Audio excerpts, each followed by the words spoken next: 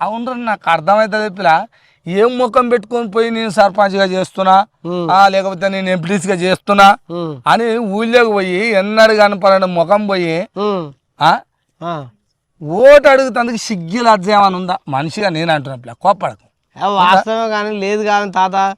ఓటుకు ఇంత అంత ఇచ్చి కొన్ని హైదరాబాద్ పడదామనే ఒకటి కచ్చ ఏదో ఆలోచన అంతవరకే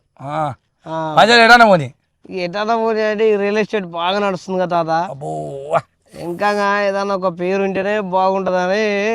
అయితాందుకు దంద అయితాందుకు ఒకటే ఆలోచన తాత ఇక దొంగతనం ఏముంది కానీ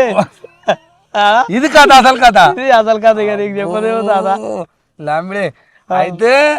పవర్ ఉండాలంటావు అంతే కదా తాత ఇప్పుడు రియల్ ఎస్టేట్ చేయాలి అటు ఇటు పైసలు తేవాలి అది ఇక ప్రజలకు ఆపద చూసేది